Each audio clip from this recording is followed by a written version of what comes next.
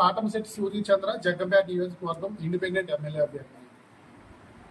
ఈ యొక్క అత్యంత ముఖ్యమైనటువంటి మీడియా సమావేశానికి చేసినటువంటి గోకవరం మండలం ప్రింట్ అండ్ ఎలక్ట్రానిక్ మీడియా మిత్రులందరికీ పేరు పేరున హృదయపూర్వక కృతజ్ఞత తెలియజేస్తున్నాను.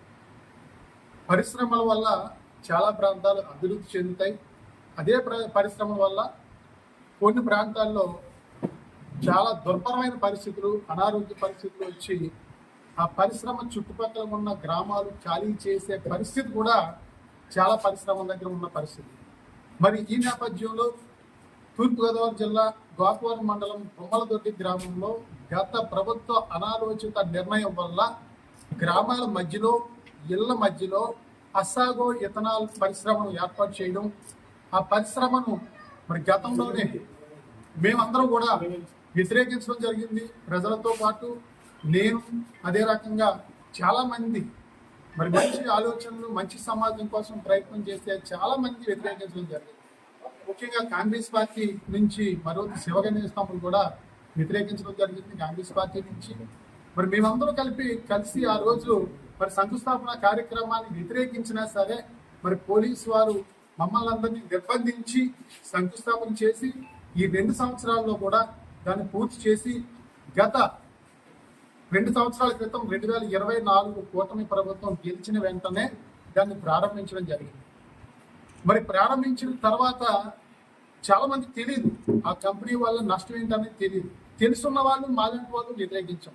ప్రారంభించిన తర్వాత మరి అక్కడ ఉన్నటువంటి శబ్ద కాలుష్యం, విపరీతమైన ఆ సౌండ్ కానీ, విపరీతమైన ఆ దుర్వాసనకు కానీ, ఇవన్నీ కూడా ప్రజలు ఆందోళన పడి మరి ప్రజలు రోడ్డెక్కి అక్కడ అసాగో పరిశ్రమ గేటు ముందు తీవ్ర ఆందోళన చేయడం, మరి ఆ ఆందోళన చూసి ప్రజలందరూ, అక్కడ ఉన్న ప్రజలందరూ మాకు ఫోన్ చేసి మీరు కూడా రండి, మాకు సపోర్ట్ ఇవ్వండి, ఇక్కడ వాసన భరించలేకపోతున్నాం, శబ్దాలు భరించలేకపోతున్నాం అని చెప్పేసి అంటే మేమందరం కూడా రావడం జరిగింది.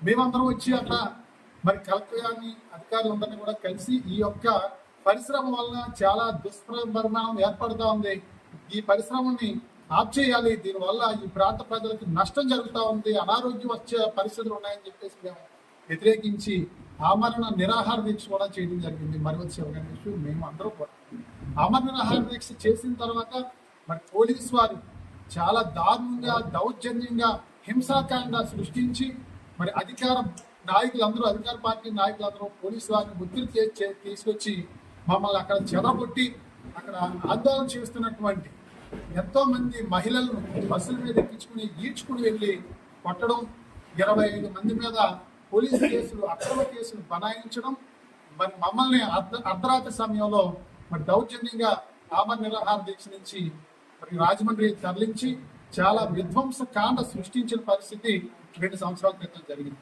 అప్పటి నుంచి కూడా మరి పోలీస్ వలయంలో అక్కడ బొమ్మలదొడ్డి, వెదురుపాక, అదే రకంగా బాబాజీపేట, అచ్యుతాపురం, ఆ పరిసర గ్రామ ప్రజలందరూ కూడా పోలీస్ వలయంలో మరి అక్కడ దుర్వాసన పీలుస్తూ ఎన్నో అనారోగ్యాలు భరిస్తూ ఈ యొక్క ఫ్యాక్టరీ ఎప్పుడు తరలిపోతా ఉంది, ఈ దుర్మార్గపు ఈ ఫ్యాక్టరీ వల్ల మనకి అందరికీ నష్టం జరుగుతూ ఉంది, ఈ పీడ ఎప్పుడు విరగడవుద్ది అనే పరిస్థితుల్లో మరి మళ్ళీ పుండు మీద కారం చల్లినట్టు 2 లక్షల లీటర్ల ఇథనాల్ తయారీ రోజుకి ఈ పరిశ్రమ మంజూరు. 2 లక్షల లీటర్లు తయారు చేస్తా ఉన్నారు.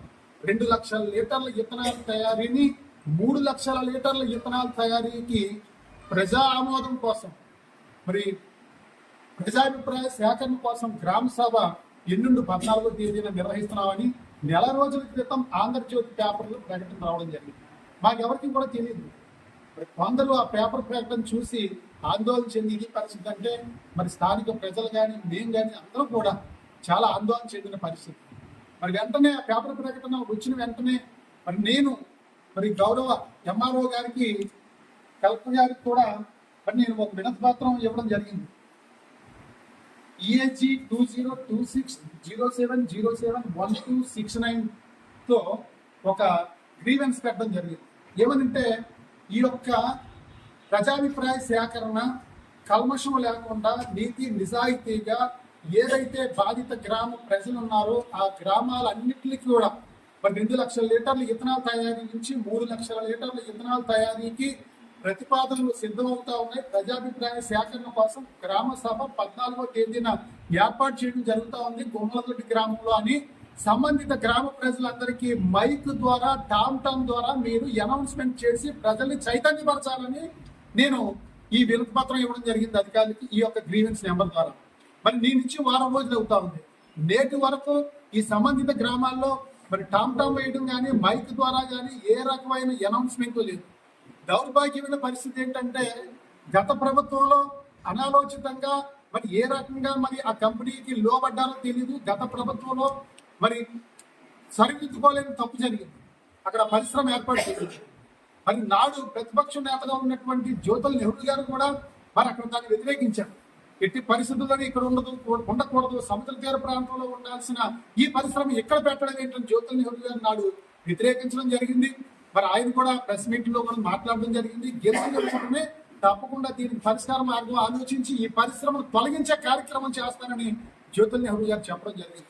మరి 2 సంవత్సరాల క్రితం ప్రజలందరూ మేము ఆందోళన చేసినప్పుడు కానీ నిరాహార దీక్ష చేసినప్పుడు కానీ జ్యోతుల నెహ్రూ గారు అక్కడ పరిశ్రమలోకి రావడం జరిగింది. ప్రజలందరూ కోరిక మేరకు పరిశ్రమలోకి వచ్చి వారన్ని పరిశీలించి మన యాజమాన్యాన్ని తీవ్రంగా ఆయన వార్నింగ్ ఇవ్వడం జరిగింది.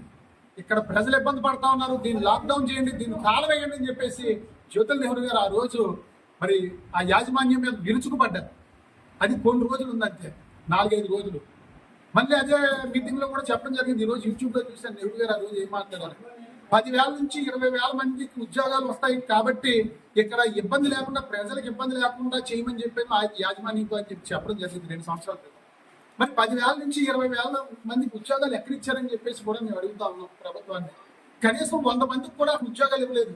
ఆ ఇచ్చిన 100 మందికి కూడా అక్కడ స్వీపర్ల పనులు లేక చిన్న కార్మికుల కింద ఇవ్వడం జరిగింది.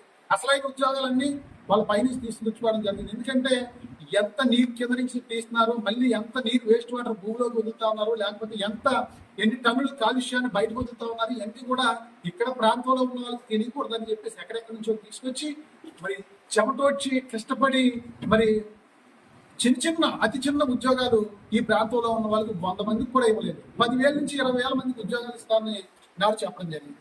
అంటే ఇదంతా కూడా మేము ఎందుకు చెప్తా ఉన్నాం అంటే ఈ ప్రాంత ప్రజల్ని అమాయకులు చేసి ఈ ప్రాంత ప్రజలతో ఓట్లతో మీరు గెలిచి గద్దెనెక్కి మరి ప్రజలు మరి అక్కడ ఊపిరి పీల్చుకోలేని పరిస్థితి. ఎంతో మంది అక్కడ దుర్భరమైన జీవితం గడుపుతా ఉన్నారు. మరి ముఖ్యంగా అక్కడ